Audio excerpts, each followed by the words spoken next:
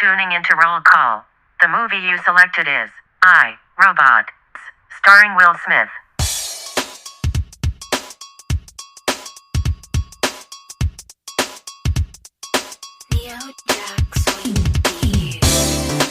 Hey everyone, welcome to Roll Call, the show where two childless millennials gush over movies and follow an actor's journey from their early years throughout their blockbuster hits. Because, let's face it, we're all just chasing the dream of a power trip so futuristic of sending your robot down to Blockbuster to grab the best movie before it's gone for the weekend. That's right. I wonder if, Blockbuster employees after a time just felt like a robot, if it was just right. Dusting off this VHS, putting it back on the shelf. Not everyone's experience in retail. Yeah. Yes. I remember on when I worked retail, the really slow days, I'm like, I guess I'll just refold this stack of shirts again to pass It the sounds time. like me at Abercrombie. So yeah. What's up, everybody? I'm Bria, and Mr. Smith, ass hot, spankable. Insert Miranda Cosgrove meme. I was like, wait, where did the text go? And you answered the picture. I made that myself. I love that. I know. I looked down for 2 seconds and I watched this with him last night, and he was like, he's naked. And I was like, He was like, where? Rewind, Kevin. What's wrong with you? Pause it! And I'm Simone, and even watching this movie got me asking the question, what am I? I don't know, but I'm staring at this booty. I gotta get this off my screen. I know. I'm like, let me scroll down real quick. I got very distracted. Yeah, I definitely watched that the beginning of that movie a few times. So. Yeah. I know what I am, and it's sinful. Yes. I love it. In today's episode, we'll chat about Will Smith in the 2004 sci-fi film I, Robot, and we are joined with the lovely ladies of the Chasing Childhood podcast. If you haven't listened to our little this or that pre-show, then go back and listen to that. Yeah. But let's take a trip back to July of 2004, some pop culture that was going on in one of the best years. Lex, I'm going to put you on the spot. You have some pop culture you would like to share with us. I do. So, starting with world stuff, stuff that happened out in society, out in the public, Janet Jackson had the Super Bowl scandal that year. Like we said before, justice for Janet Jackson. Love her. We also had Martha Stewart go to prison that year. And she became the butt of many jokes. She went to camp as Teresa Jewett. Yeah. She went to summer camp that year. Lots of crafts. Yes. Yeah. Friends ended that year. Mm-hmm. Jude Law was the sexiest man alive, which is honestly what he deserves. And then a more kind of specific one to people in DC and Maryland and everything, because that's where Steph and I are from. The DC sniper was arrested and charged that year as well. Yeah. I mean, when we talk about things like that, it's crazy given what we're living through right now. Yeah. So many mass shootings, and to go back and see that nothing's really changed is just it's crazy. It's maddening and saddening. Definitely. So there's no other way to describe it. Living there and having that happen, Well, no one cared about kids then either. Yeah. They literally, they were just we're not going to send you out to recess. And when you run to your carpool, just do a zigzag formation.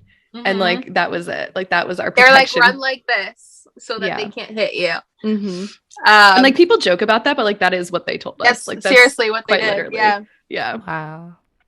And a kid that went to middle school right down the street from us ended up getting shot, and luckily he survived, but I remember like getting ready to go to school and seeing them on like my sister's friends on the TV, like on the news and everything, because they were covering the shooting.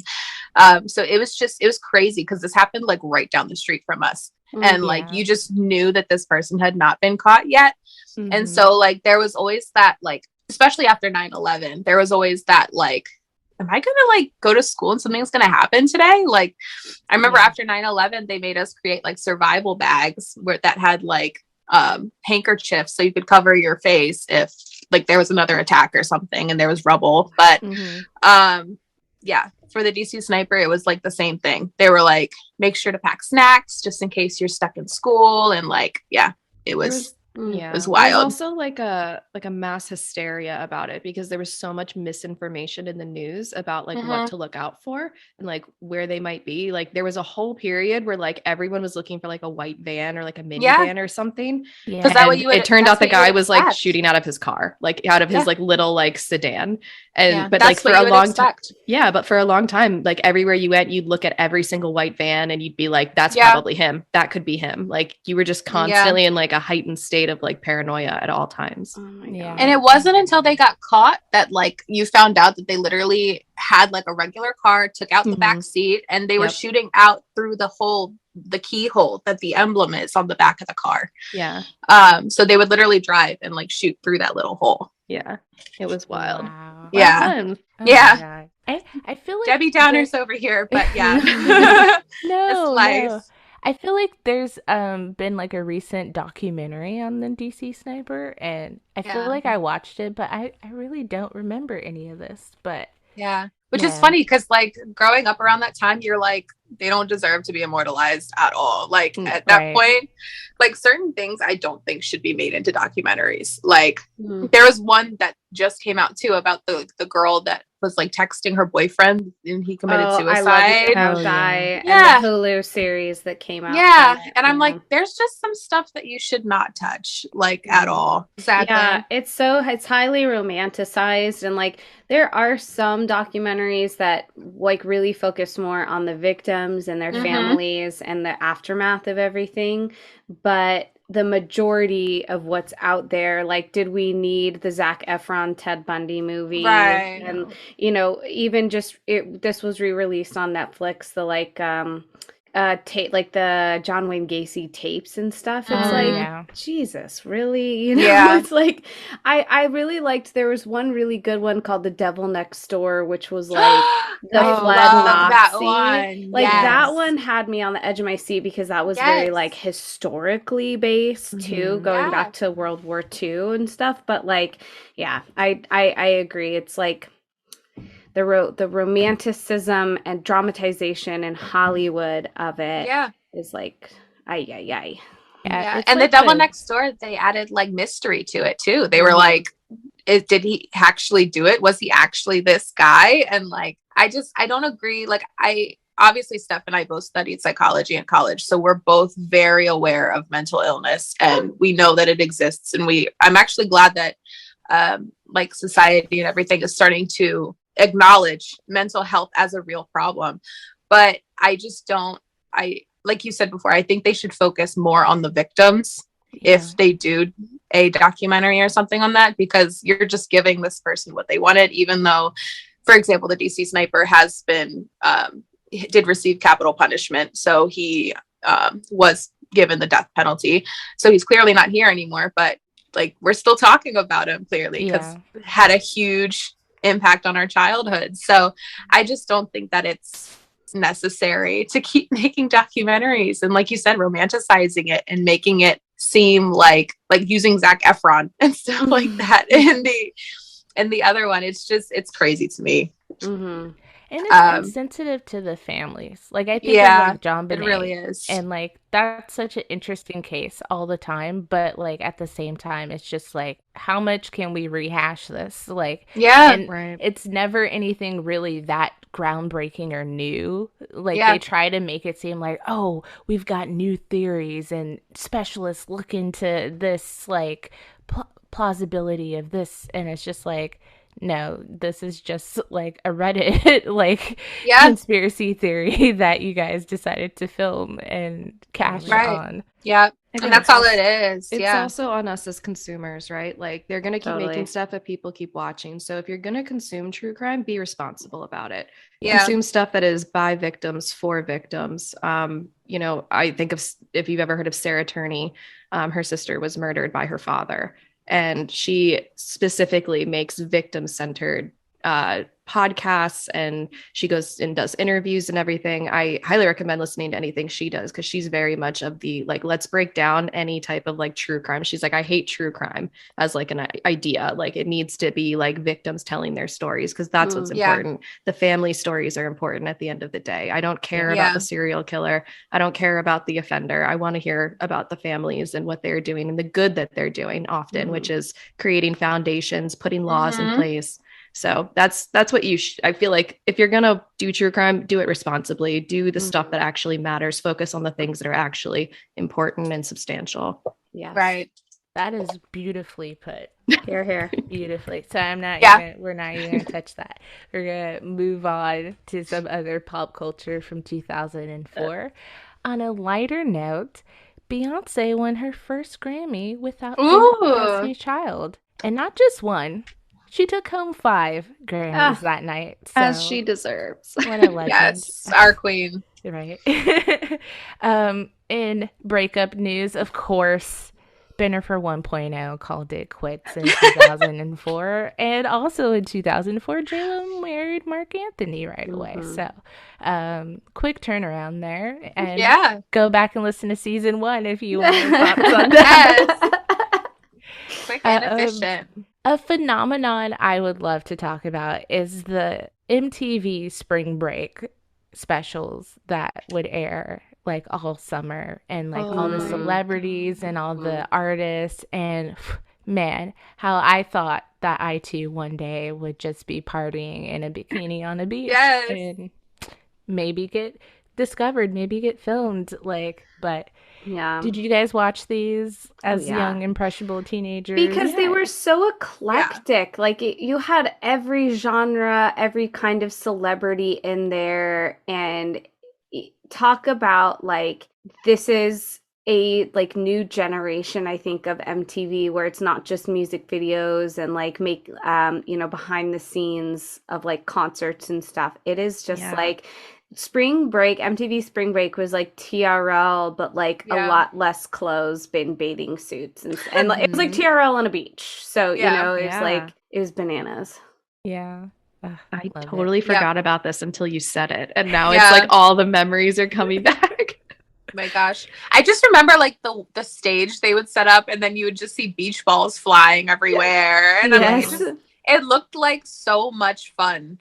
I always wanted to be part of it. Anybody on TikTok is like reliving like that experience. Like, tell those stories. I want to know. Like who was there? Yeah. No, I want to hear from like the old people trying to relax on the beach, like next to like these hooligans.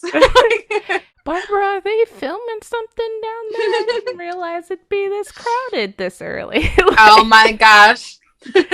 Oh man, I'm sure they just wreaked havoc too on like the towns they were in, all the hotels and like restaurants, motels and Holiday Inns and bars, so much debauchery. So if anybody is listening that went to Spring Break, please make content and please. Also, relationship news: Prince William and Kate Middleton went public with their love. I'm not a huge fan of that royal couple. I was gonna say I did watch their wedding, so they aight. I remember when they got married, and I texted one of my friends, and I was like, the only royal wedding that's ever mattered to me is Princess Mia Thermopolis of Genovia. Which means bring back the Princess Diaries. Like, yes. Series see how her and Nicholas are doing. Right? Yeah. Series that deserve more movies that don't get it. Yep. Do they have kids? Are they having marriage problems? Like, I want to know. Bring back Chris Pine. How's Fat Louis doing? Like, that's the real news that I need. How is that icon doing? Not the cat. No. I don't know. I feel like that would be the sad storyline. Yeah. In music news, I don't know about you, but I definitely was in the chokehold of Maroon 5 and their first album, Songs About Jane. This love was everywhere. Yeah. I feel like She Will Be Loved, Sunday Morning, just, and then they I don't know what happened after that, just left. I'll be back. I gotta go listen to my Spotify right now. Such a jam. Britney Spears is with Kevin Federline. Ugh. Yes. Sorry, does anyone have a trash can? I mean, this is that point in the 2000s where we're starting to get those really troublesome couples and teen starlets and young, Paris Hilton, Lindsay Lohan, all of that craziness that was happening with them. So this is rock bottom. Yeah. Only at way least up it wasn't lonely. Juicy Couture was so big. I didn't know this.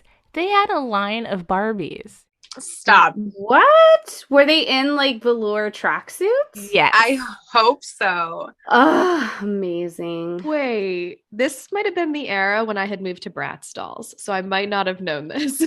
Well, I'm literally Googling it right now. Yeah, Lexa's vehemently looking this up. She's I don't think my hands have ever moved so fast. I'm oh wow, this pink and green watermelon kind of duo moment, right? Oh, honestly, wow. It's giving Cosmo and Wanda, and I'm here for it. I agree. That's what I fell asleep to. Oh, I love it. Because Fairly Odd Parents, if you don't know, is on Netflix now. So. Oh, I thought you meant as a child you'd fall asleep to it, and I was like, did you wake up to the George Lopez show? I'm a bit older for the George Lopez fall asleep. I woke up to Zorro on Disney Channel. Oh my gosh. Or you'd wake up to the Pure Moods soundtrack or the Bump It commercial. Yes. Or the Shirley Temple DVDs. Oh my god. Oh my gosh. Crackers in my soup. Yes! And you only know those clips of those songs Michael Bolton. Tell me how. That's all I know. And the Pure Moods was ho, hi, hi. Oh, I've seen those TikToks. Yeah. The shake weight commercial. So good. Oh my god. When Bullets, the little blenders. Yes. I needed a Snuggie, which was just a backwards robe. Seriously. An ass out robe. Yes. A hospital robe. I loved it. It was amazing. Everyone bought them though. Everyone bought them. No, but I would die. I would sell my soul for the Juicy Couture charms and stuff. I was obsessed with them. Yes. Their perfume too, I really liked. I forget which one. I had I still have a little. I can see the bottle in my head. Yes. Classic, just a classic starter fragrance, Speaking you upgraded from Love Spell to Juicy. Yes. Oh my gosh. First perfume. Yes. I just saw fragrances. Go ahead. I just saw a meme yesterday that was I think it was Adam Driver in A Marriage Story, and he was yelling, and then in the next part they had a picture of him turn around and someone had put Juicy Couture pants on him with Juicy on the button. I was that needs to keep being a thing. Take super serious scenes and then just put Juicy on the butt. Oh my god. Yes. I loved it so much. Memes just, where do people come up with this stuff? Yes. Someone's just probably stoned out of their mind. Just would make this funny if he had Juicy track pants. But speaking of fragrances, Britney Spears debuts her perfume, Curious, which is, I would say, probably another starter fragrance. The whole celebrity perfume game is just like you get whoever you're fucking with. Like, I love J-Lo, I'm going to get Glow. Or Beyonce, The Heat, the Tommy Hilfiger Blue, the Paris Hilton has so many. Mariah Carey had one. Yeah. See, I like Mariah Carey's bottle. I think I liked the whole butterfly thing she had going on. Yeah. Butterflies so and cute. Mariah Carey. Synonymous. Iconic. Love it. And finally, Arnold Schwarzenegger is the Governor. Ooh. What a time for California. That was a time for California. We're still like, I don't think we can still live it down. Because that shirt was at every airport, every little gift shop. Really? The Governor. Yeah. Oh my gosh. I wasn't in California when he was the Governor. Like, was he like good? I think it was just one of those things of like you can do anything if you're a celebrity, apparently. But then we forgot about like Reagan and stuff, like how he was an actor first before he was a politician. But I just feel like Reagan was a different kind of actor. You know, it's not like it was like Clark Gable. Like he was like, oh yeah, he's been in some stuff. Arnold Schwarzenegger is like, you know, like the Terminator, like that stuff. So that was like next level. And unfortunately, this probably was also the gateway for our last president, who I shall not name, but like, you know, that opened the door for people like, you know what? Yeah, I'm gonna run. Should have stayed in your lane, Arnold. Stay in your lane. Right. But then you also had like Jesse Ventura. He was a wrestler who was a governor. I forget what state, but like, you know, other states have made some mistakes too. So yeah. Alaska. What were you thinking? Not we. I don't live in Alaska. But yeah. So this part of pop culture, since we're doing Will Smith, I'm trying to highlight some Black pop culture. So he is on the cover of Jet magazine for iRobot, and in that magazine we're talking about soul food stars at the time, Boris Kodjoe and Nicole Ari Parker. They're engaged. They are definitely probably Black famous, but one of the most fucking gorgeous couples ever. Like, seriously, just stunning. He's so it's not pretty. Fair. They both are like, oh my gosh. And they've done so much together. They've been in movies together, and obviously they met on Soul Food, as it says in the title, but I just love them. And then we're just going to cap out with some music, top 20 albums. We must talk about Confessions, #1 album. It also is in the top 20 singles in Jet. Such a beautiful album. I could talk about this in a whole podcast, but favorite, since I said no to either or my boo, favorite songs from Confessions besides those? Confessions Part 2. Like, I love it. These are my confessions. Just when I thought I said all I can say, my take on the side. I love that song so much. I love it. And that was also the first like music video that I was obsessed with. Like with the whole like him standing in front of the mirror, like trying to like get her back. I was like, oh, I love you. And like when he answers the phone, like I'm in the studio. Like yes. I'm gonna call you back. Like, I'm sorry, but that was the first, like, I was like, because when he ripped his shirt, I was like, I felt something inside my tiny little body. I was like, I felt love for the first time. Peak Usher, like. Beautiful. I'm partial to Superstar. It's funny too. I did listen to Confessions on my way home last night. So I played like 2 songs. Steph, Simone, any? Wasn't Burn the other really like slow song? Yeah. On the I was album? gonna say Burn. Yeah. That video too, with the fire and stuff burning. So good. So artistic. Yes. Some other big albums in 2004 for Jet is College Dropout by Kanye West, The Diary of Alicia Keys, which also has my boo, but gives us, okay, Steph, speak on it. The way that Alicia Keys lives so deep in my soul. Like, I love her so much. Aww. I'm a big Alicia Keys fan. Her runs are unparalleled. Like, I can't even talk about it. Like, I'm gonna get emotional. I mean, you don't know my name. That phone call too. Like, can I speak to Michael? Like, this is the chick from the diner. Like, oh my god, just memorable. What else was on that? If I Ain't Got You, so cold. That's the one. That's the one. Oh my god, probably played at so many weddings at this time. Yes. Sung in so many karaoke bars. Like, yes. Yeah. And no one could do it justice. No. Absolutely. No.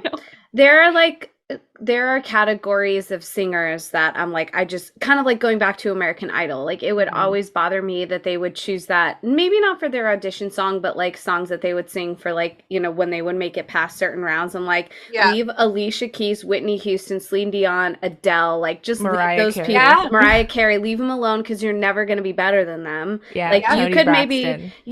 you can put your like personal spin on it, but like, it's not going to sound as good. Yeah. Right. Yeah. Talk about staying in your lane. Exactly. Moving on, I'm gonna just do some singles. We have a classic to me, Slow Motion by Juvenile. Ooh, Jesus Walks by Kanye West. Lean Back by the Terror Squad. Like, such a simple dance. Mm-hmm.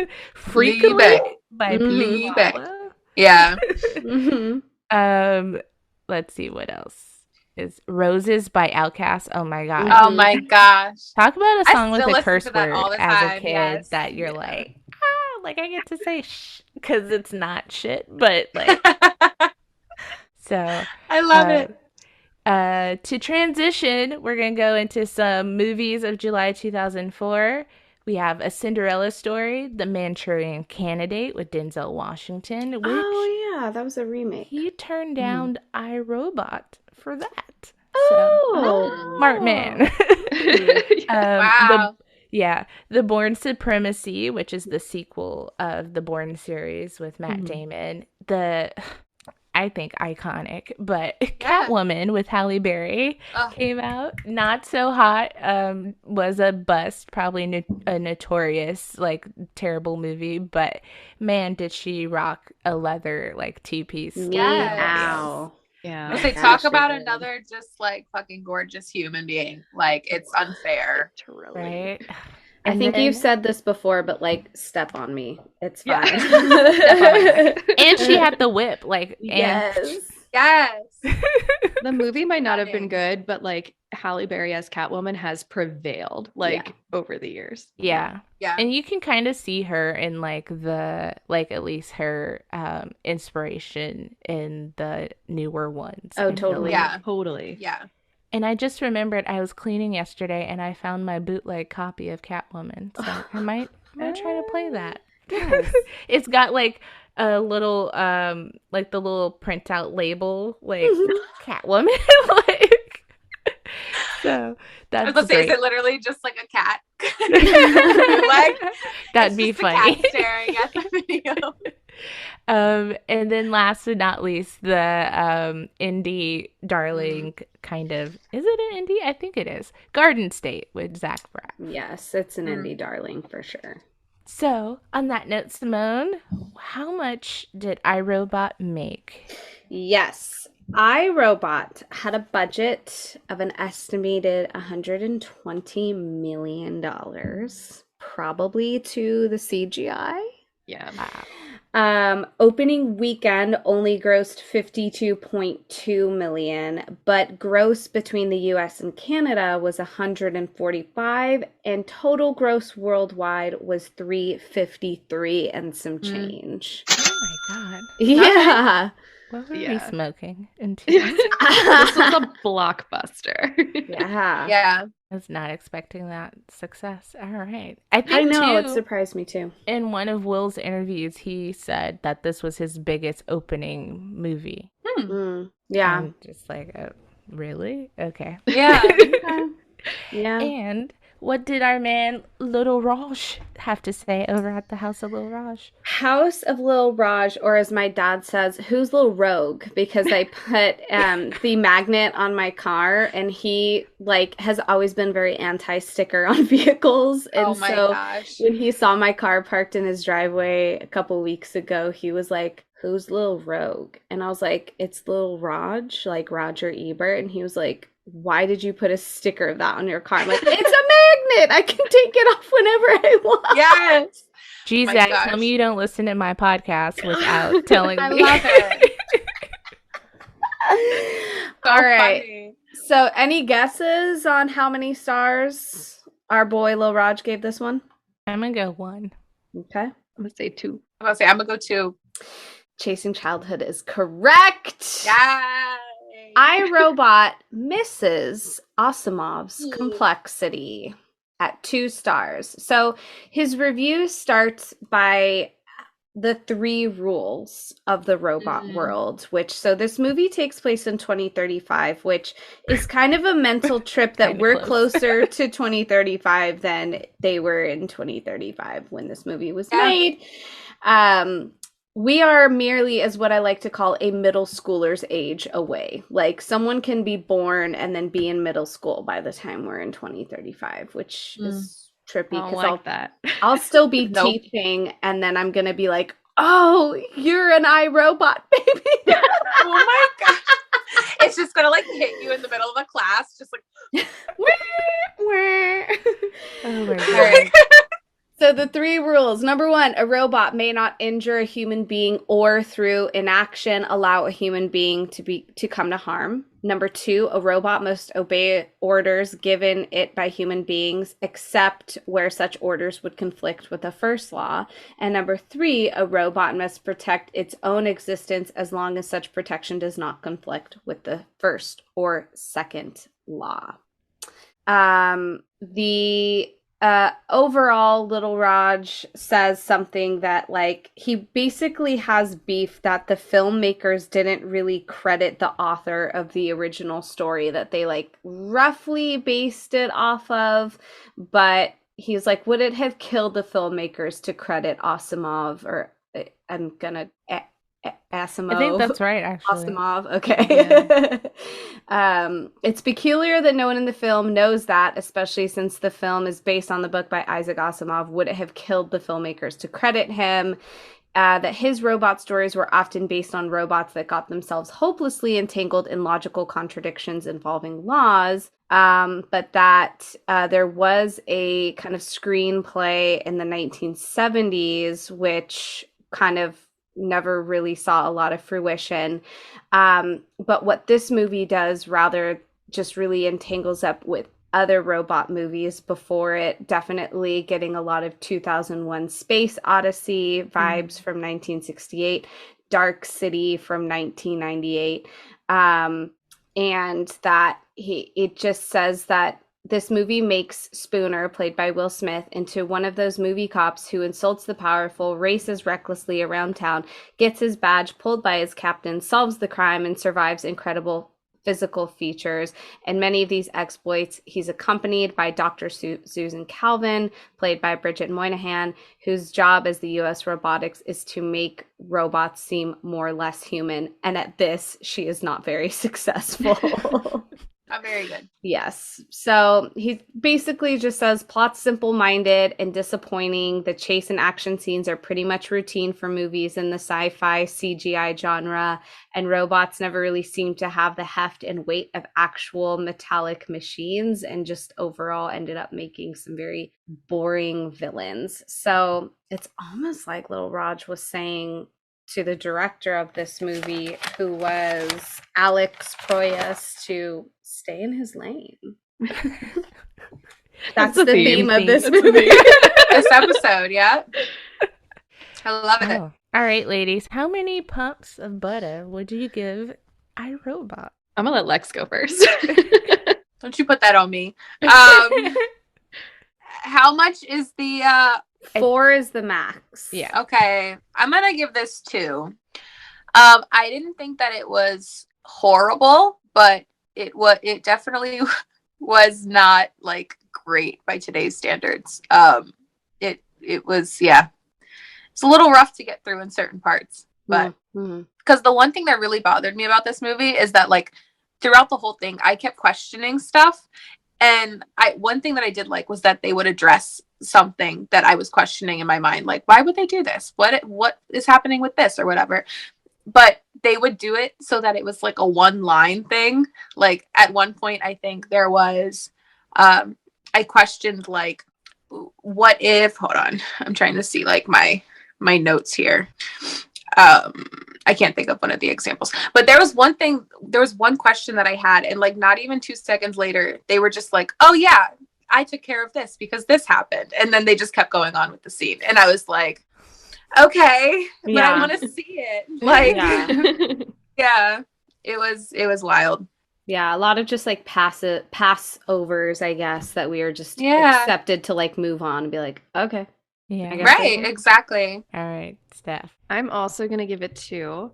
I would give it 1, but I have a huge like nostalgia attachment to this movie. I think I've seen this movie 25 times. Like I am not joking. Wow. My dad was obsessed with this movie. Like he was fully obsessed with it.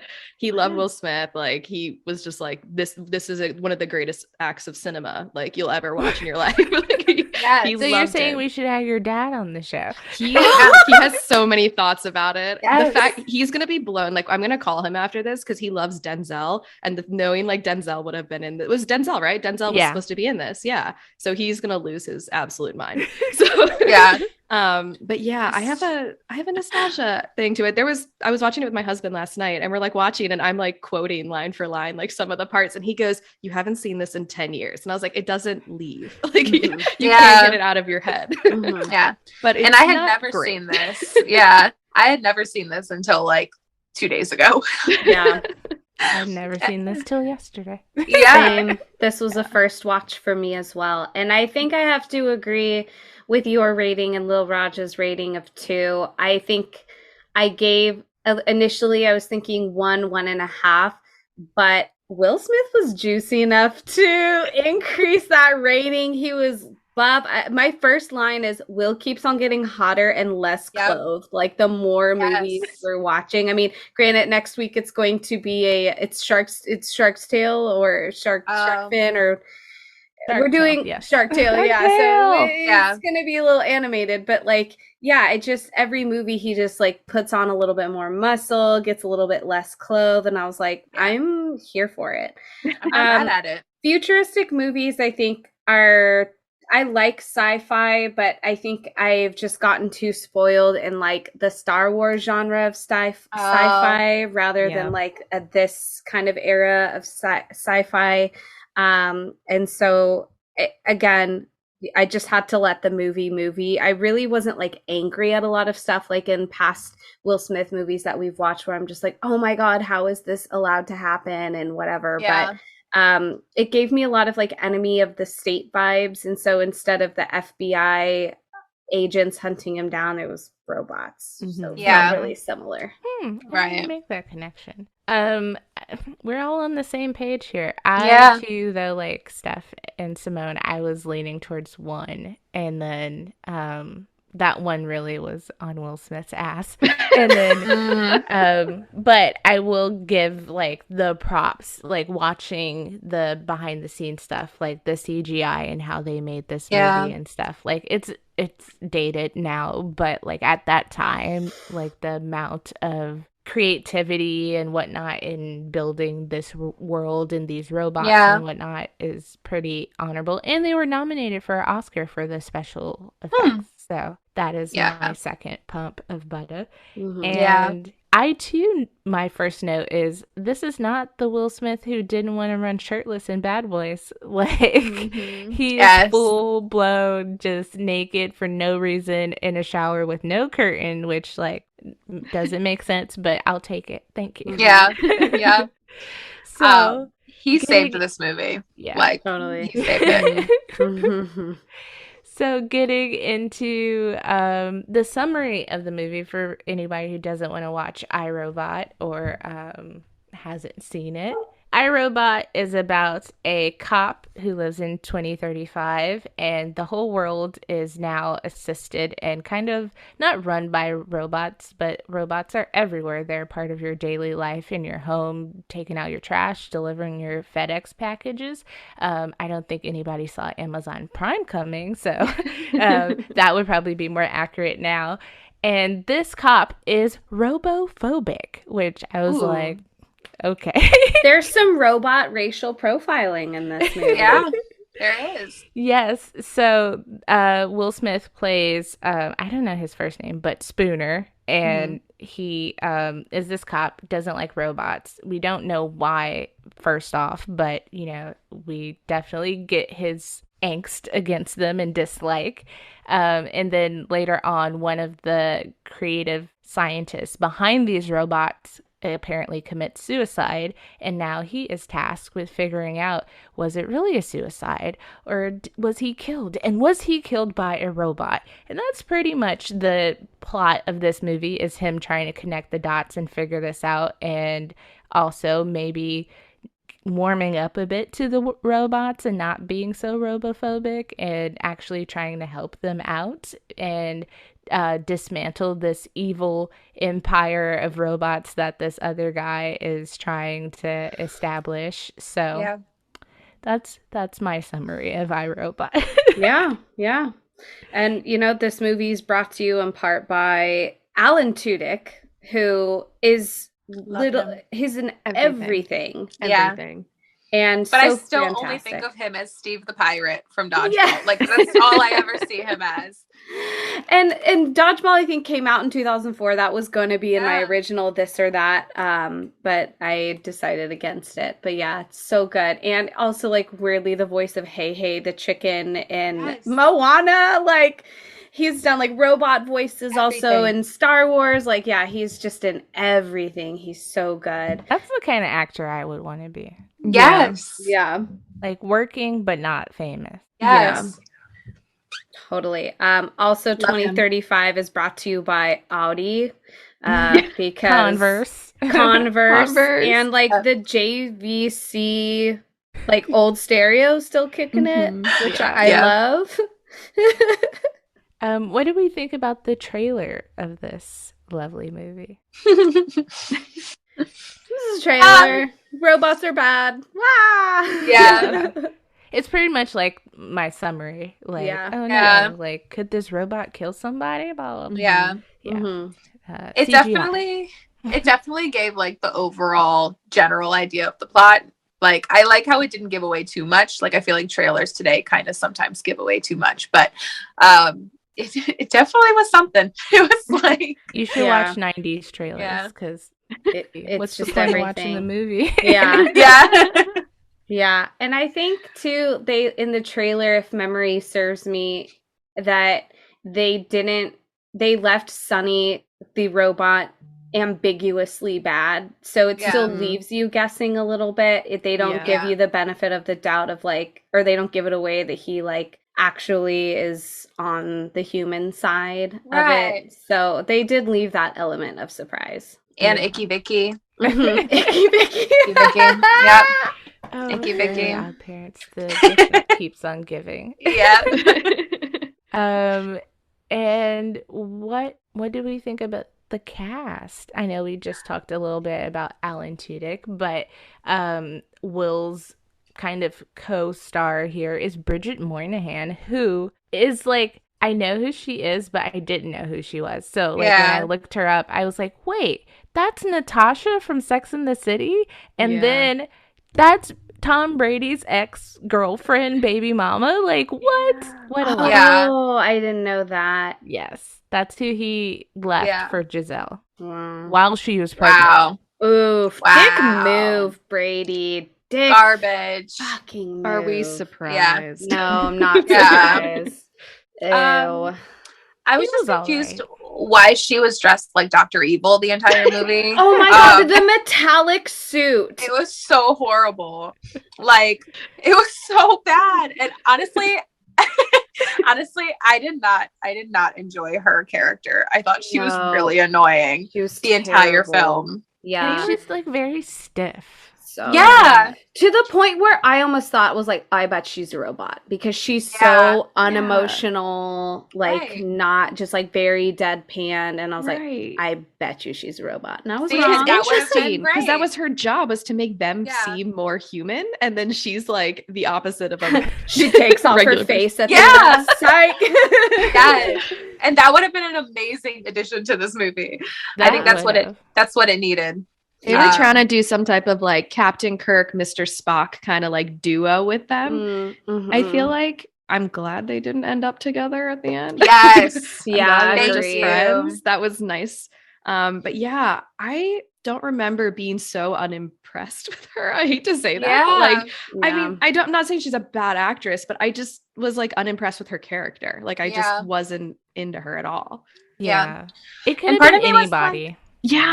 Part of me was like, it had to have been so hard, like acting with all this CGI around you. Like I have so much respect for actors who have to do films like this because it can't be easy.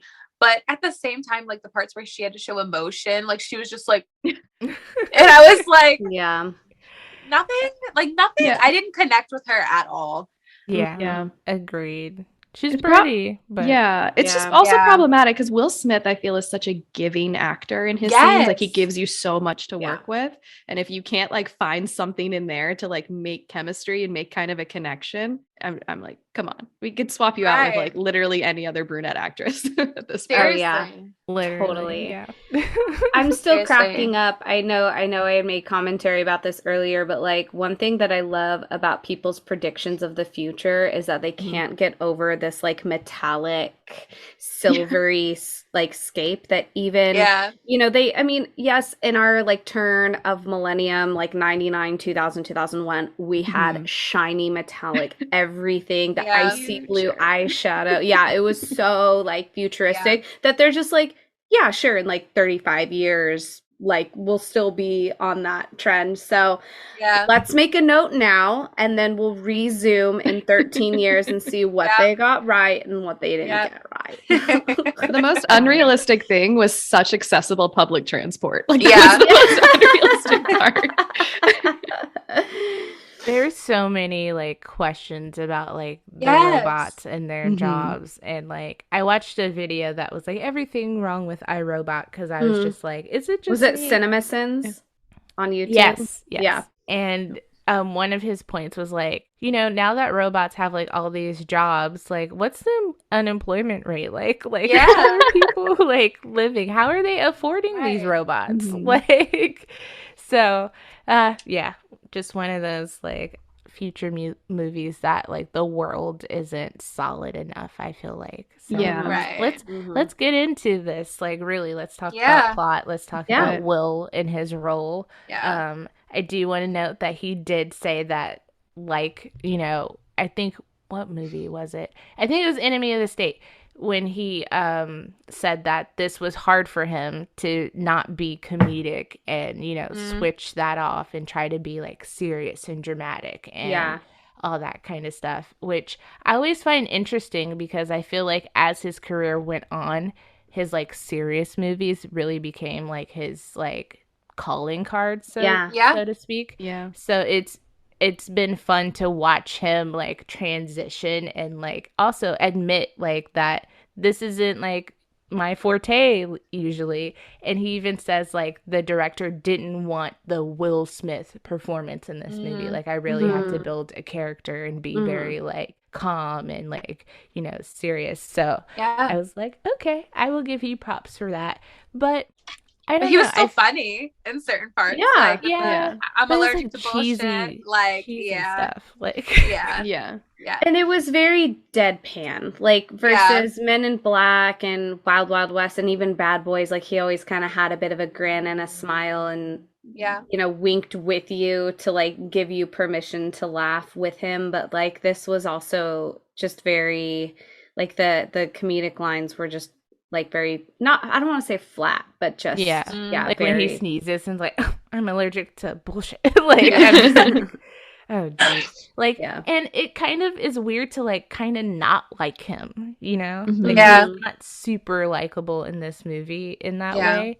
Yes. And it's kind of hard because you know he's a goofball. So you're just like, like he's kind of being a dick. Like, yeah. And I think his reasoning too of not liking robots, which we find out later, was because he was in a car accident and they said that the robot cars like shoved them off the side of the road, and another robot, like they were in water and there was a little girl in the other car and he was in the other car, and the robots had that intelligence to determine like their survival rate. And so she had like 11% survival rate and he had 45, so the robots pulled him out instead of saving the girl. So I felt like his whole thing was more based on like survivor's guilt of this like super traumatic experience, and didn't focus on the like robot. Like it was focused more on like robots not having emotion versus like, oh, robots can think for themselves and they will go rogue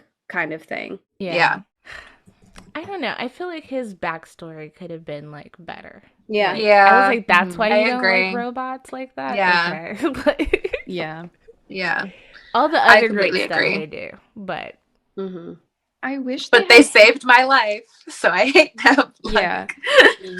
And I don't know. I wish they had maybe hinted at more that he was like rebuilt, like that half of him is rebuilt, because you only really find out in the scene when he's in the tunnel and they like hit him with the pipe, and then suddenly he's like, like I got a robot arm, and it's like, we didn't like see any of that before. Like it was just like left field, and then that's like a huge part of his character for the rest of the movie.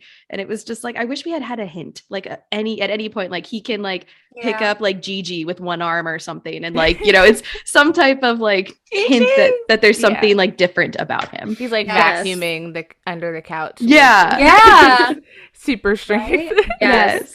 In my notes, I said, ugh, no way Spooner can punch through asphalt. And then Kevin says, well, maybe he's a robot. And I'm like, no, that's really stupid. 2 seconds later, he's like spray painting skin over it. I was like, damn it! He's part robot! Well, I thought he was full robot. Like initially when the pipe hit him. And I was like, oh, he hates his robot. He hates other robots. Yeah.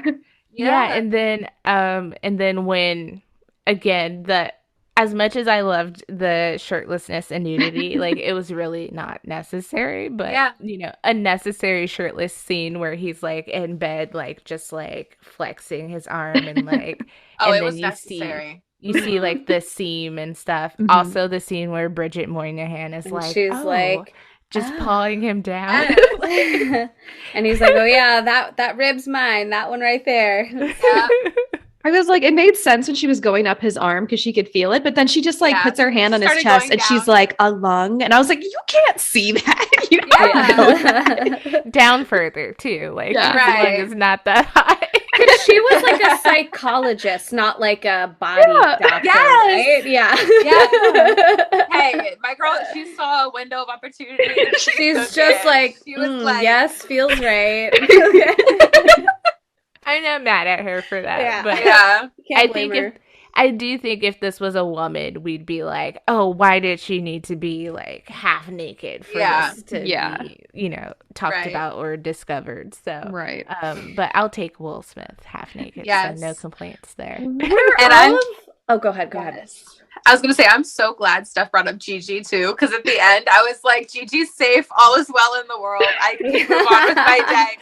Because I thought they were going to do like an Uncle Ben situation where they like kill her off somehow. And I was like, they better not touch Gigi. Don't you dare her. Don't you touch Gigi. She's everything. I think not, because Gigi is actually Will Smith's grandmother's nickname. So I feel that's like adorable. His executive producer hat was like, yo, we're renaming the grandma Gigi. Oh. I don't know if maybe his grandma passed away or something, or maybe just saw opportunity, but so that's what he called his grandma. And so I definitely probably think he was just like, we're not killing her off. So. I loved everything about her. Grandma's like, I'm going to service. I was like, you better move. You better get out of the way. She was the best. I have a question. Okay, I know that the robots technically didn't have like genders, but if I'm remembering, and I just watched this yesterday, did all of them have like male voices? Did they not have like female robots? Other than Vicky. I think Vicky's the only one, which makes me feel some kind of way that all the good robots are boys and the bad robots a girl. But right. I saw it more as like a queen bee and like all the worker bees, you know, like totally the queen. Totally. I like that. I like that. Evil genius too. What's interesting is Shia LaBeouf pops up in this at some point. He just shows up. I forgot that's who played that character, and he popped up and I was like, oh my god. And then he is in Eagle Eye like a few years later, which also has a very similar theme of like an overarching like robot who like controls everything and can watch Transformers. you. Like this was his audition for Transformers. This was his audition. That also was very unnecessary. Like his intro scene, that's where I got my intro line because he's talking about some chick. So he's like, ass hot, spankable, and Will's like, she's shit hot. Because I just like he kept on saying, stop cussing. You're bad at it. Yeah, it was so random. Yes, honestly though, I loved it. I was like, I loved Shia LaBeouf when I was younger, but of course, like all my other childhood crushes, he's super problematic now, and I'm like. Now I understand my taste. But it's just like, I thought he was so funny because he's so nerdy. And that was when he was like at that awkward in between where he wasn't exactly hot yet. And he was just like, he had like just done Holes. Yeah. Right. Still even Stevens. That was such it's like Nick Cannon cameos. You're just what? Yes. Oh man, what else about this? Let me see my notes. Can we talk about his pie eating? Because that was criminal. That was random. Why you do it like that? Yeah. I'm just like, is this supposed to be like his like quirk? Like that was the most upsetting thing. Because he don't care about anything, and he's badass and he can just eat pie from the center. And maybe that's, I mean, and Kevin, again, like when I was like, oh, he's not a robot, he's like, think of the way he ate pie. Like he fucking eats pie like that. Like he's like, he's clearly a monster. Psychopath. That is a clear red flag. Like, and in front of your grandma, in front of Jesus. Yes. Just like just right out the middle. And he's walking around Chicago. Just whole eating pie. And he's just like, pie. Sir, hold my pie. Hold it or Did wear he it. ever go back for the pie? Like, was that man just standing there with the pie? Right. Like, did he have stuff to do? Yes. And like a good casserole dish, that could have been like a family, something that was like passed down from family to family. I don't know. I was always told to return Tupperware. I'm usually very good at doing that. Yeah. I didn't understand the hold it or wear it because like the middle's already gone, bro. Like it's just crust. Like how is he gonna wear crust? He just brush it off, right? And what a waste of pie too. If you such a waste.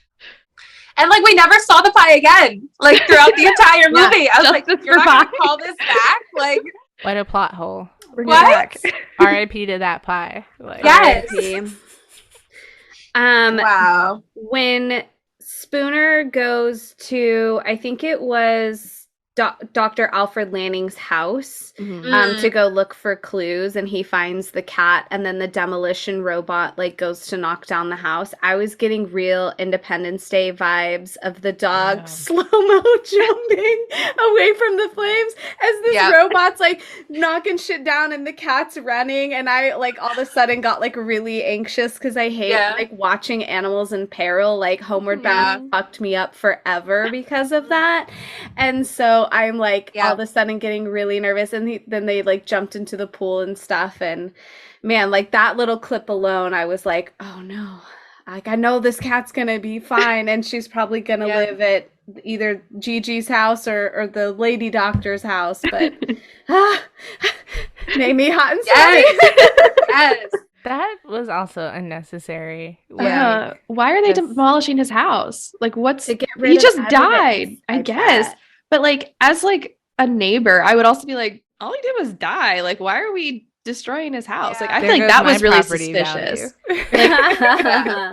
Like the bad guys were so clever for so much of it, but then you're just gonna like publicly destroy a dude's house. Like that felt very like open about like something weird is happening here. Like, you're telling me this man had no family, even the doctor girl? Like, come on. Yeah. Or is that Very like blatant. common practice in 2035? It's like Maybe. you die because after that huge accident in the tunnel where the two like, cars or trucks of robots take over, like then other robots are like quickly trying to clean the scene up and stuff. Yeah. And so maybe that's just common practice of like immediately after an accident or something, they're just like knock it down. No, I think that was to cover up what happened, because when he was like, oh, like the robots attacked me, like that, I wasn't just driving crazy and stuff, and they're like, what? And he's like, look at all the robots in the tunnel, and they're like, what? Yeah. Because they cleaned it up. They cleaned up their evidence there. I wonder if those were just like regular. I mean, they were just like regular good robots. Like they were just the regular. Didn't know any better. Yeah, that's what I was thinking. Like maybe they just didn't know any better, and that's what they do. Like in tunnels in 2035, is you just have a robot come clean up the accident, and then they're gone. Yeah, and like it was almost. Yeah, it was almost like sad in a way that it was like they didn't know any better, and they're cleaning up everything that could like help them improve his point. Yeah. Right. Speaking of robots, I didn't know any better. I made a little Mark Zuckerberg joke because I was like, these just give me like all the memes of him just being like so like robotic and just yeah. So I was like, I didn't know he started acting here. Like, I mean, they look like him. Come out. Right? They look like him. Just throw some hair on top of him. A really bad haircut. Yeah. Yes. He's that pale too. Look, he is. There, you got hair like that. The eyes, like it's kind of trippy. And Facebook started this year. Yeah. Coincidence? I think not. Ooh, I'm gonna make a conspiracy theory TikTok. I felt like this movie was kind of like a futuristic CGI'd version of Who Framed Roger Rabbit. I need you to explain this right now. That's a statement. Yes, please. Yes.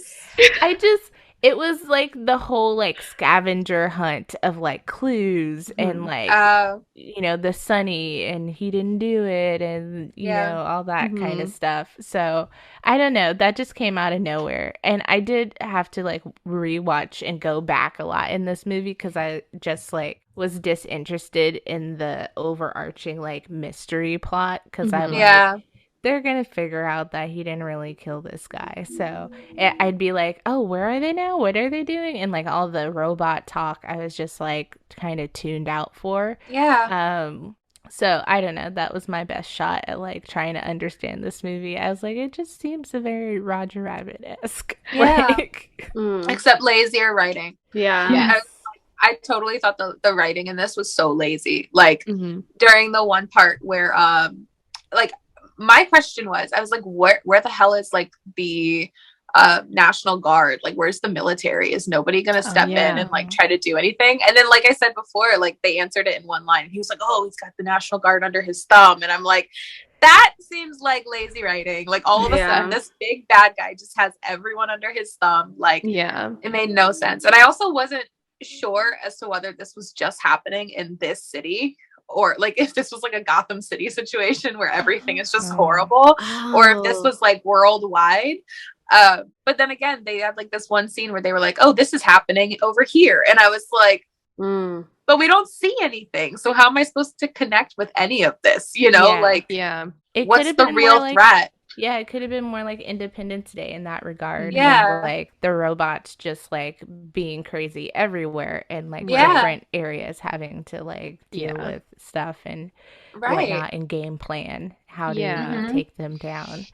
But speaking of the writing, the script apparently was really good initially, and then they fired that writer, had rewrites, and the studio head at Fox, Tom Rothman, was very handsy.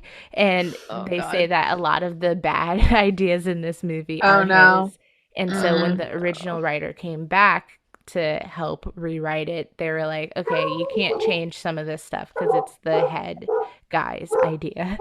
Yeah. So I said he G-lead this movie because Geely infamously got a lot of like studio involvement, especially because like they were dating, so they're like, this needs to be more romantic, and they tried to make this movie more actiony because of Will.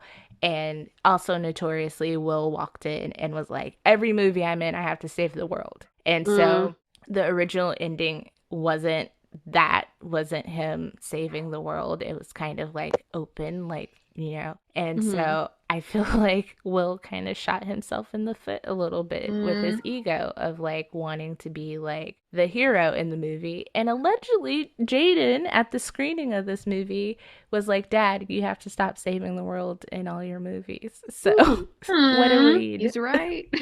Out of the mouth of babes. Yeah. The script, terrible. So I'm curious to like if there's a way to read the original script to see the differences. Like, is it leaked online or something?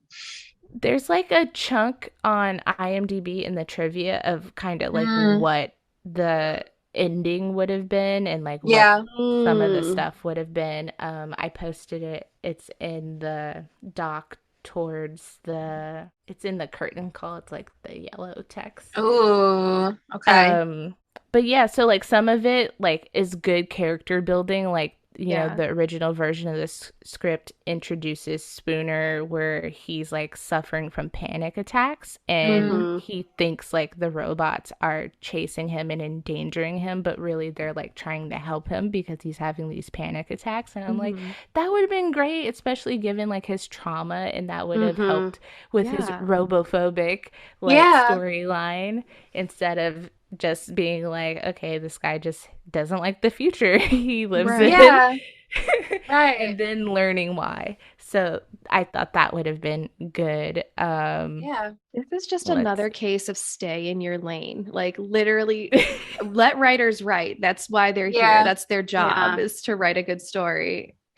I feel like anytime like an executive comes in and just like bull in the china shops it's like, come on. Yeah.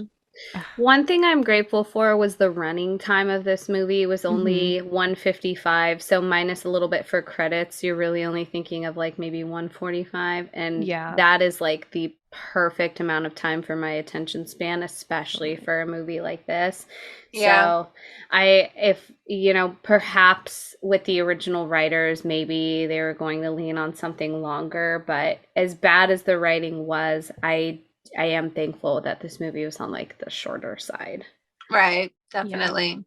Yeah, I don't know if it would have been longer, but it does say that like some of the best scenes in the script allegedly were removed to replace them with action beats. So like the house falling, I'm sure the tunnel stuff, all that stuff. Yeah. Yes. Yeah.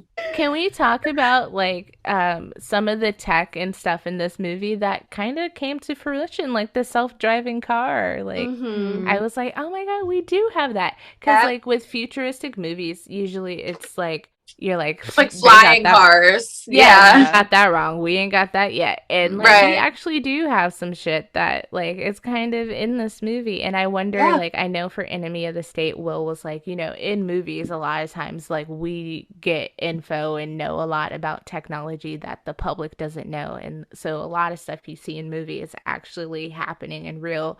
You just don't know about it yet. So I wonder if like some of this stuff was coming to fruition then. I do know that like your dad stuff, like a lot of people were inspired by this movie to like try to achieve like this with robotics and stuff. So this movie also sparked like creativity and innovation.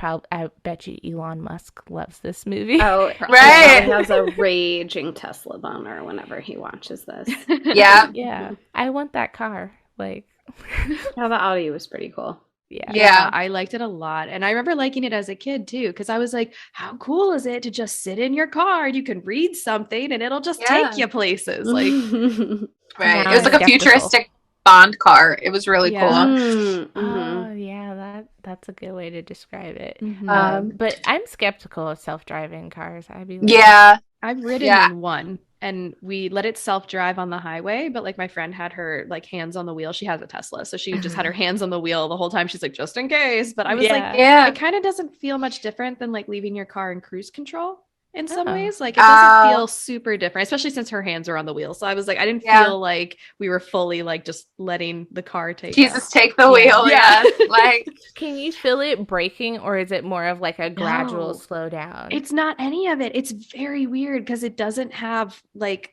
an exhaust. So it's like, even when it like starts moving, it's literally like somebody's pulling you in a wagon. Like it doesn't like jerk forward or like stop in any way. Yeah. It's literally just like, now I'm moving, now I'm not. It's almost like riding on a Roomba. Like if you were to like have just like a Roomba go, like that's how it feels. It's not jerky or you can't feel anything. It's very strange. How come I don't know anyone with the Tesla? There's so many. I get nervous about it, especially after watching like Upload. If anyone's ever seen that show on Amazon Prime, like there's one scene where this girl's like in her self-driving car and the person who manufactures it like hacks into it and basically just like drives it over a cliff. And I'm like, that is my like biggest fear about self-driving cars, that they're just not gonna like, they're just gonna explode or something. Like, because even humans, I think we've all had that weird thought of like, what if I just went, you know, just, I mean, you would never do it, but just like, what if? And it's like, how do I know that my car's not gonna go, you know, be funny if I just went,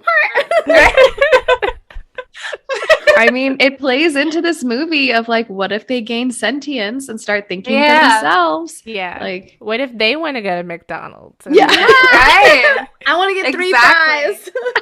Or like, I'm trying to do donuts today. We're not going to work right now. Yes. I'm the worst because I am such a hype man. I would literally turn to my car and be like, Bestie, you're right. Like, let's do that. Like, take me to the beach. You're so right. What was I thinking? They're like, absolutely, I want to go on a scenic drive. Yeah. Like, right.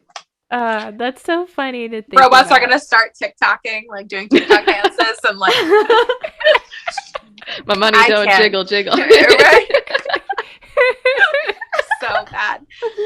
Like, I think the main thing that really irritated me about this movie is that every single second Dr. Calvin was like, this is impossible. Like, it can't be happening. I'm like, bitch, turn around. Like, he's right there. It's like, going on. She was in denial. That goes back to the laws too, which is something that CinemaSin pointed out. It's like some of the laws are all centered around harming humans and like nothing else. Like, and I was like, you know, he's right. Like, there's nothing about stealing. There's nothing about, you know, like other little small shit that like maybe is not as important as killing us, but like it's just so ingrained in this movie that they're not supposed to kill, and it's like, but they are. Like, like there's no such thing as a glitch. There's no such thing as like a virus. Like it made no sense. So speaking of not making sense, what do we think about like if this movie was remade or brought back? I did read allegedly that it would cost a ridiculous amount of money for them to try to make a sequel just because like the rights to the movie, and then like Will is a producer, so like his company has like some hold in it too, so it's probably not going to happen. But if iRobot 2 came out, what would we like to see, or what would we change in this movie to try to make it a little better, get a little more pumps about it than I want to see zombie robots. I'm sorry. I want to see all the robots that got fucked up by these robots come back to life and just like kill everyone. I want to see it. I want to see like World War Z, but robots. Nice. Yeah. And like the humans have to adapt and like become like Iron Men and have to fight back. I would want to see that. Nice. So like dystopian robot movie. Yeah. Yep. If we're gonna, I don't know about like if a sequel or like a remake, one, I would love to see Michael B. Jordan come into this franchise. I think he would kill it. I would love to see him boil water. I Am Legend too. Who? Michael B. Jordan? Yeah, I think so. I think him and Will were supposed to be in like bring him to everything. Right. I don't know. I would watch that man boil water. I would watch him watch paint dry. Like, I have a small flex. I met him. Say more right now. Say more right now. I went to Sundance in college in 2013. And he was there for Fruitvale Station, and so I saw that movie. My gosh. And he was at the screening I saw, and so when we were leaving out the same doorway, and some of my classmates and friends were like, oh my god, that's my And I was like, oh my God, he's like right there. So I was like, oh, hey. So I whipped out my movie ticket. I was like, hey, can you sign this? And he was like, yeah. Oh my gosh. Can you hold my coffee? So I'm like holding his Starbucks and he's just like signing. You're just like, oh my gosh. I was like, if you know, I'm really good at holding coffee if you ever need someone. Oh my gosh. And he and Lori Harvey just broke up. Girl, you can hold his coffee forever. It's my time. It's my time. Like, remember me? I held your coffee. Yeah, exactly. And then he's like, I've never stopped thinking about you ever. Yes. The way that you held my coffee. Now that's a rom-com. Exactly. But yeah, so I would want him, and I would want it to more focus on like the whole ghosts in the machine plotline, like that whole aspect. I thought said that a lot. Like, I felt like that was probably the original writer's stuff, like the ghost in the machine. One day they'll have secrets, one day they'll have dreams, like that, like ignoring how that rhymes, but like okay, that's the tagline, like, baby. It is, I Robot too. But like, it's so good. Like, it's interesting because then I was really fascinated by the whole, like, why is it that robots, when they're in the dark, they huddle together instead of standing apart? Like, why do they seek out the light? Like that whole thing of like robots, like how they gain sentience and like kind of become people. Like maybe it's like very Westworld of me, but like I'm intrigued by it. I think it's very cool how they're like talking about like, is it random sections of code that just start writing themselves? Like, how does it work? That's what I would want in like a remake. I would want that. And it would have to be like more mystery, more like existential, I think, for me to really, really like it. Yeah. I'm glad you brought up Westworld because I don't watch the show, but it's like one of those things where people can talk to me about it because I have a feeling I'll probably never see it, so they'll just spoil everything for me. So it's fine. So I know a lot about it. And what I understand from that show is that you don't know who is a robot and who's real because everyone just looks like a person. And so I think what took me out of this movie was that they were so clearly, even though you still saw like hints of maybe Alan Tudyk's face or mannerisms and stuff, like they're still so Zuckerbergian and emotionless and expressionless. So I think what would make this a really cool movie is if it leaned on that Westworld idea of they're so human-like that you can't tell, and that's what adds that more like suspense and thriller piece. Totally. Yeah, and I'm glad you said that too, because to me, I don't know if it seemed like this to you guys, but Sunny was the only one that was like really, really, really human-like and actually like sentient and wasn't just following the rules all the time. And even then he was kind of following the rules because the guy like told him what to do basically. But I was like, I kind of felt bad for Sunny at the same time because I was like, he's got to be so lonely. Like he doesn't really fit in with the robots. He doesn't really fit in with the humans. Like he's kind of the middle ground between the two. And I wish that we would have seen like more like him. Like, so... but it also was cute that he was like the only one of his kind. He was like Wally. Like, he's so cute. I enjoyed when he roasted Will Smith. Like, has a robot ever made a work of art? Have you? Although I will say their little wink was like, that was pretty funny. I don't know. Like, I don't have any ideas for this movie. I just feel so uninvested in this. I think I enjoy, like, one of my favorite movies is Back to the Future, and I just enjoy like that kind of futurism and not so much like this like dystopian type of everything's run by robots and or you know, that whole like they're taking over, they're gonna kill us kind of thing, because that's scary. It's kind of how I feel about doomsday movies. Like I don't want to envision that. Like, I don't want to try to survive that. So, I don't know. One of my favorite robot movies, though, is Bionic Man with Robin Williams, and he becomes more like sentient and like human-like as the movie goes on, to the point like where he oddly though falls in love with like the little girl. Right. Lil Raj mentions that in his review. He goes, Sunny doesn't seem as human as, say, Andrew the robot played by Robin Williams in Bicentennial Man, based on a robot story by Asimov and Robert Silverberg, but his voice has a certain poignancy and suggests the chilly chumminess of HAL 9000 in Space Odyssey. But yeah. Yeah. I said bionic man. Bison. We know what you meant. We know what you meant. Add that to my movie flubs. Legend of Badger Vance. Yeah. Bicentennial man. So maybe something along that lines. Like, I don't know. I really enjoy like drama and like connection and movies. So like, I don't know, maybe like a romance robot movie, and not like that Joaquin Phoenix one where he's like, Her. Yeah. Not oh that, my gosh, she's like throw a Jack and Rose robot on a Titanic, like see if they fall in love. You need it. Yeah, maybe like the robot is in love with his like owner and they get murdered, and now he's like trying to figure out their murder, and that's like why they become sentient or something. And like they blame him, the robot, for the murder. He wrongfully accused. Yeah, kind of like Memento, like the very early movie with Guy Pearce. Stop. Yeah. I can talk about Memento is a whole other podcast. I could talk about it. I've never seen that. It's really good. It's really good.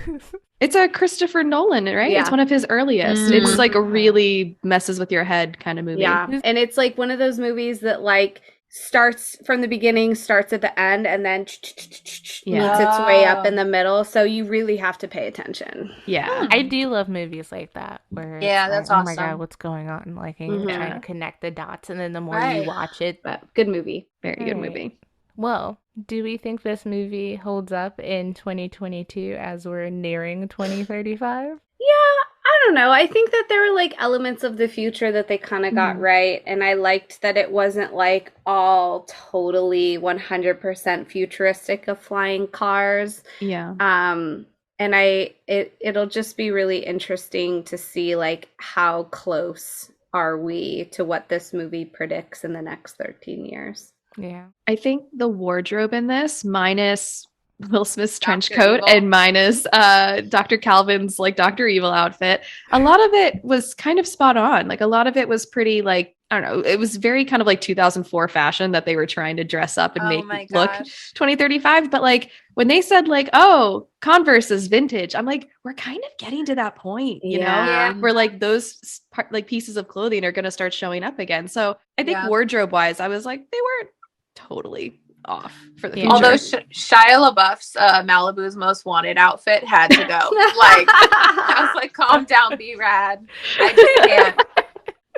Oh my God. I just can't. Yeah. But yeah, I didn't think it held up very much, just because I think if it was done today, at least in my opinion, with the right writers, it would have been done a lot better. Yeah. There's I think a lot of 2004 in it. Yeah. Like the slow-mo, the explosions, like very like, 2004 action movie. I was getting dizzy at some of the like camera angles, and I was confused. I'm like, first they bleed and now they don't. Like, it was so weird. I feel like it just wasn't consistent. Like they were trying to do so much with this and it just did not track. Yeah. That's something else CinemaSin pointed out was like when they're in like kind of that mainframe of Vicky, like on that like, platform thing, and the camera like swoops under and like 5 times. Like the Matrix. It's like, we get it. Like, you vape, kind of. Like, we get it. You have camera work. It's just too much. Yeah, the DP was flexing. I don't know. I think that it's not a future movie that is just like, oh, they're completely wrong. And, like, there's still stuff that hasn't come to fruition and stuff. Yeah. But, like you said, like, there's so much other stuff, too, that we... like that they didn't think about or didn't know would happen that could be included in a remake. So like, you know, how does Alexa advance in our lives? Yes. I had to look, make sure she didn't get She triggered. woke up. She's like, yes. Yeah. And Siri and those kind of things. Yes. Smartphones. Yeah. The phones in this movie were tiny. They were like Zoolander phones. They went the opposite way than like the big smartphone tablet type phones we have and stuff like that. How does wearable technology like that's coming out, you know, play into that? So they had a Bluetooth in his ear the whole time. They were like, he looks so cool. AirPods, baby. They weren't ready. They weren't ready. But yeah, like I think that it would be interesting to see something like that in like the technology now and imagining that even further ahead. Right. So I wouldn't be mad at a sequel to this or a remake. So I think that's the fun part of these kinds of movies is the technology part. So that's my fave. Any other notes or points before like we kind of wrap it up and any other beats we didn't talk about that you thought were funny or, No. I think we're Gucci. Not really. Yeah, we're all good. Yeah. My notes were short on this one. Yeah. Yeah, same. I do want to say, though, that Will on the red carpet did say that this was a well thought out story. And I was just like, was it? Well, Will, the press tour is over. You're good. You're free. You don't have to plug it. Yeah. Right. We're like, blink twice if you're being held hostage. Like, seriously. They sent out Robot Will. Yeah. I would not be surprised. Yeah, I want someone to ask him about this movie, like how he's like been very vocal about how I thought you were about to say how he's doing. How are you doing after this? Well, how he's been very vocal about how bad Wild Wild West was and how he knows he did some bad movies, but at the time he was just like, I gotta sell this, like it is what it is. And I wonder if this was one of those movies that maybe he wasn't that happy with. Right. Oh, and then in one I have a question for you guys. In one of his interviews, he is talking about his nude scene, and he says that every great actor has to have a nude scene. Do you agree? No. I subscribe to the Anne Hathaway way of thinking, where she says, I'm only going to get naked if it serves the story in some way. Where she's like, I'm only going to do it. Like, I'm not going to do it gratuitously. Like, I'm going to do it if it is important to whatever I'm telling. And Anne Hathaway's been nude in a lot of movies. But it's always served. Wow. Yeah, but it has season, Anne Hathaway. Anne Hathaway. Yeah. It served the story. So I'm of that opinion. I don't think we don't need to be naked to be naked. This isn't Game of Thrones. Yeah. Oh, so gratuitous. Or so gratuitous. Right. Yeah. Right. Yeah. I agree. I think that like even after listening to like one of my all-time favorites, Kate Winslet, even she was just like, I'm not ashamed of my body, and she was like, at the time it made sense, but she was like, even I regret, unnecessarily at sometimes getting naked for a lot of my movies. Yeah. So hopefully no one was ever like coerced to do something they didn't want to do. Yeah. I was gonna say the times have changed so much, and I feel like everything's much more like they take people's feelings into consideration a lot more now. It's still not perfect, but back in the day I feel like people felt like they had to, otherwise they were gonna get fired, or like they don't really have people on set who I think Steph intimate coordinator. Yeah. Like they didn't have people like that for a while. But personally I don't think it's necessary, like Steph said, unless it's part of the storyline and it impacts the story. I think that your talent should speak for itself.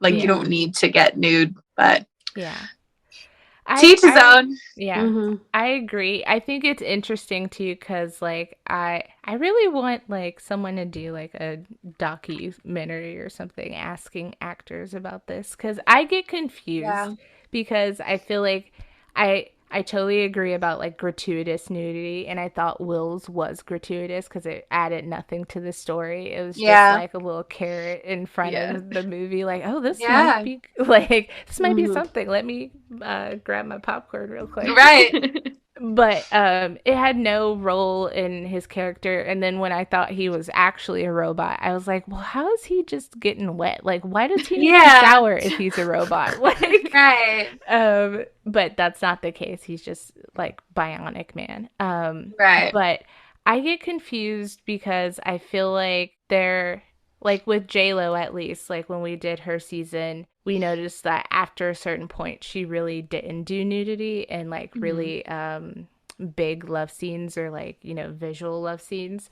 But like she'll do a photo shoot where you can clearly like see through her top or like stuff like that, or like her ass is out. And I'm just like, what's the difference for them? Because I don't understand, because I'm not on these sets or on these, in these moments and jobs where it's like, okay, maybe a photo shoot is different than a movie set and all that stuff. And then you have actors like who do nudity all the time and have no problem with it. And then you have ones who like will absolutely not do it. And I get like it's everybody's choice, but I'm just curious, like, I want to know more behind like some of those like thought processes and like those beliefs of like, oh, I absolutely will never get naked versus like, you know what, I might take off a little something. Like, and especially like Will, because like I said, he went from like not wanting to run shirtless in Bad Boys to this where he's like,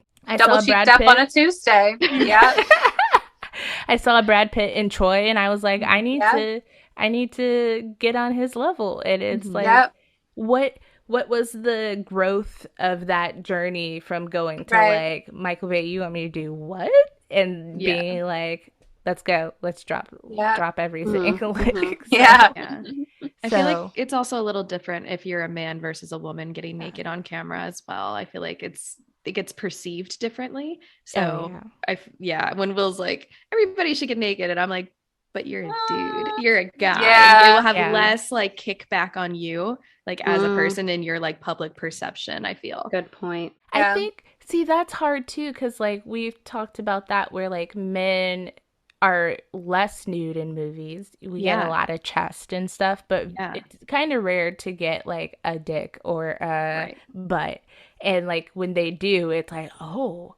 And whereas with women, we're more conditioned to see breasts and stuff than, to see guys really go there with nudity. So it's like, I would think it's less invasive for them. But I think I said this, I don't know what movie, but also too, showing peen is like very, very like definitive of you. Like, and you can't shake that. So I think that's part of like men not really doing nudity, but like not having like big boobs or having big boobs isn't ever gonna make you bad. Like it's just like, ooh, boobs. Like, Exactly. Versus being like, did you see Will Smith in iRobot? Like not what I thought. Don't do Will like this. No, like at least when he was in his underwear, he looked very well packaged. So but yeah, like that's a different gamble in a different way. So I don't know. Totally. It's just, that's why I'm saying like I would want to know like more behind like these feelings and experiences. I feel like there's something there, but that's just definitely. So should we ask about snacks and cocktails? Yay! Yes. I feel like you did some research then, like you actually found a drink. No, but I do have a snack in honor of Will's beautiful derriere. Today's snack is peaches. Hey! Brought to you by Dole. I love that. I would never have thought that. That's beautiful. And it's healthy. We never really do healthy snacks. I like this. And I couldn't really think of a cocktail, but I was like, maybe, I feel like it's so futuristic. I'm like, maybe just like vodka straight with soda, and like people put like glitter in their drinks now, like silver glitter. Ooh. I don't know. Make it fancy. Make it fancy. Love it. Match your silver suit to have like a silver cocktail. Exactly. That's the future, matching your cocktail with your outfit. Yes. You got peaches right now? Can you share? I do not. You gonna bring them over? I got a 4-hour plane ride. Like, no, it's more like 7 hours. Yeah, you get your peaches from Georgia, though. Ha, I like that. I'll get my peaches from wherever Will's from. West Philadelphia. Yeah. What about you, Steph? Ooh. No pressure. Yeah, no pressure. Is this something I have to have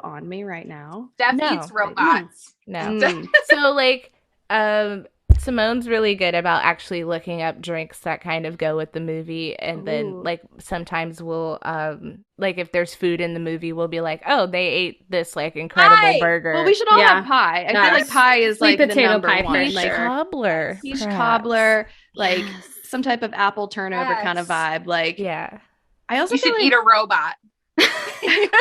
I feel like the drink that goes with this is giving me very big like gin and tonic vibes. Like it's gotta be like the like kind of like a sharp drink. Like I want it to be clear. I want it to be sharp and kind of like futuristic. Yeah. I feel like a gin and tonic is like the drink for this. Yeah. I like that. That's awesome. For me, I always wing it. I never come prepared for this. So I did think pie, so I'm on board with that. I don't love pie though, so that's going to be rough. But it goes with the movie. And then my drink is more like, I want like a lava lamp like type thing going, like maybe like a Orbitz, like, or what is it? Orbeez, you know, that one 90s drink with like the floaty balls in it. Something like that. Yeah. Like the beginning credits where it's like that teal and whatnot, like silvery stuff. Yeah. So probably some glitter in there too. And definitely there should be a lovely souvenir cup that this is in. Maybe a robot sipper, like a robot head. Like, you need a metal straw is what you need. You need a metal straw. Yeah. Yep. That's futuristic. That's futuristic. I like it. That is futuristic. So I tried to look up a cocktail, like something inspired by AI or whatever. But what I did come up with, and I love a good pun, that there is a blog called Rage with the Machine, tasting cocktails created by an AI. Oh my gosh. A like brewery bar, like, you know how you can like upload stuff into an AI and then they'll like write certain things for you. So they like input all of these list of ingredients and alcohols and then let the AI like generate different kinds of cocktails by it. I'll link the website in the show notes, but the ones that I liked, again, I didn't want something that was like a bourbon or whiskey. I wanted something that was going to be a little bit clear as well. So the one that I did was called the Nile Turkey, which was dry gin, Campari, Cynar syrup, and some bitters. So basically just like a really adult kind of like gin over ice. Syrup is that? Gin feels like the common theme. Like I feel like gin has to be like, it's just so like sharp and modern. Like you feel like you're in the city. Oh my gosh. It is very classy. Like Sentience in the city. That's Sex in the City. It's Sentience in the City. It's just robots dating. Yeah. Oh my gosh. That's so funny. And don't judge me on Natasha's my snack. in this. What's the snack? So I was thinking pie Will as Smith well, is the snack. But Will Smith is definitely the snack. But I was thinking like there's so like Brie and I have talked about, this is not the first movie we've said this, where it's like a techno sci-fi film where everything is in like a certain color. And there were just a lot of blue hues in this, and it made me think of the Cool Ranch Doritos bag. Yes. Yo, I've been on a Cool Ranch. So good. I've been on a Cool Ranch Doritos kick like all week. Love it. I love that. Because I recently got, like, there were some Doritos on sale, and I got Salsa Verde, which is a sleeper. Not a lot of people get the green bag, and so I got Salsa Verde and a Cool Ranch. I was like, this is great. Maybe the 3D ones, because those are like the futuristic, like puffed up Doritos. They're not as good as the originals, but yeah. Or bring back the Cool Ranch Doritos Locos Taco Bell. Yeah, Mexican pieces. Yes. Wow. I love that. I like this spread. It's a good spread. Yes. I like it. On that note, should we close her out? Yeah, Let's I think do it. so.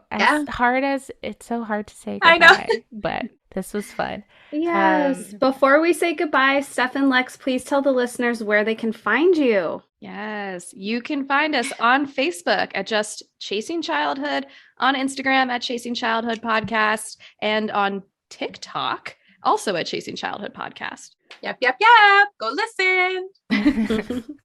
So, thank you everybody for listening to this week's episode, and to the people who stuck with us so far, please come back for another episode of the USR Robotics version of Inside the Actor Studio. We'll bring in back James Lipton via AI. Via hologram. Like how the doctor was. Like we have a little pod. And Yeah. But seriously, if y'all like us enough to stick around, take another deep dive down this IMDb rabbit hole. We can't always guarantee that we'll see some Will Smith booty, but next week we will be discussing Will Smith's third solo album, Born to Reign. And on that note, if you've got nothing better to do, go figure out a theme to watch a bunch of movies you've never seen. I'm your host, Simone. Subscribe to this blessed mess and leave us a like if you're into it. And I'm your host, Bria, and it would be awesome for you to wipe off those buttery robot fingers and give us a review. Follow us at Roll Call Pod on Instagram, TikTok, and my problematic fave, Twitter, which I am back on again. And you can listen to us on YouTube and check out our merch on Redbubble. And yes, this has been another episode of Roll Call. I should just get the lady that does you have picked this episode at the beginning. You should just let her do it. Or Alexa. I love it. All right, ladies, thank you so much, and that is it for this episode. Yay. Cut. This has been another episode of Roll Call.